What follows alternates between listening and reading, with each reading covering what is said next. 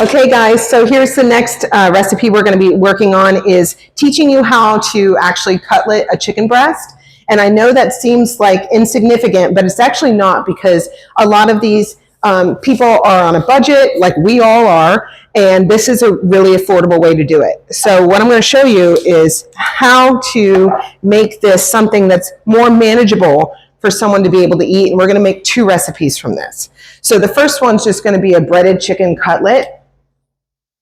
And the second one is going to be for chicken parmesan. The big thing about using chicken breasts like this is that you have to make sure that you trim off this fat, because that fat does not break down well unless you bake it forever. And then if you bake it forever, you've got dry chicken, and who wants that?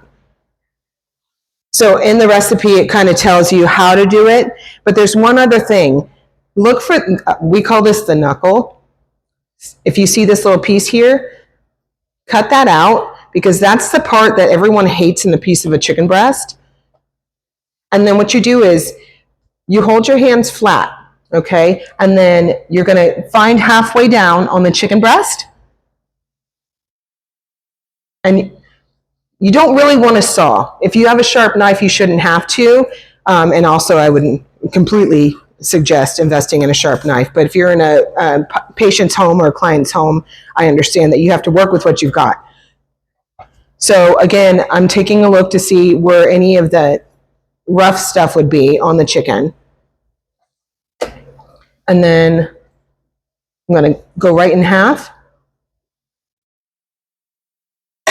And so we have 4 chicken cutlets that are beautiful, ready to go. So we're going to go back to the next phase in just a minute.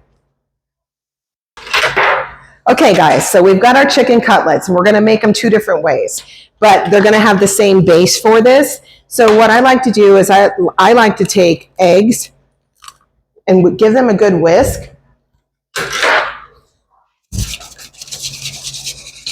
And we're going to kind of create a dredge here that you can use for multiple applications. That's not going to have a ton of sodium in it. That's going to be really good for people to be able to enjoy in general. We're going to add a little bit of our garlic and onion powder, no salt. We're going to add some pepper, because where our salt's going to come from is actually the Parmesan cheese that's in the breadcrumbs. So we're just going to take a little bit of Parmesan, mix it in with our Italian seasoned breadcrumbs that are low sodium. Mix that right in. And then we're going to create a dredge. And we're actually making this for 2 recipes, so I may have to bump this up just a little bit. But we're going to take this and we're going to run it through our egg. And you don't want it to saturate. You just want a light coating. And then obviously when you're done with these breadcrumbs, you don't use them for anything else because they've touched raw egg. Light coating. We're going to put them right down in the pan. So one of these is going to be our breaded cutlet, and the other one is actually going to turn into chicken parmesan.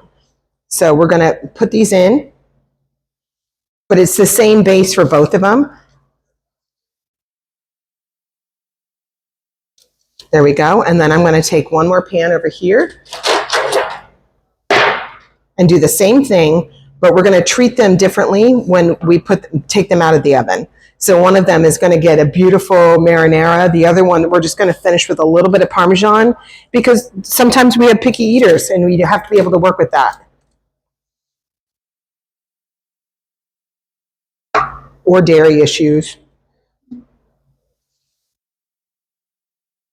I think I made it just right on the Parmesan breadcrumbs. So once we're done with this, we're just going to pop it in the oven. And about halfway through cooking, what we're going to do is we're going to take our chicken Parmesan, we're going to top it with some delicious jarred marinara sauce that's low sodium, and then a little bit of fresh mozzarella cheese that's also lower sodium. And a hard cheese like a Parmesan is really good for that as well. So those are great options to have for your clients as well. So if you have that, so we're going to pop these in the oven, and I think our casserole is almost ready.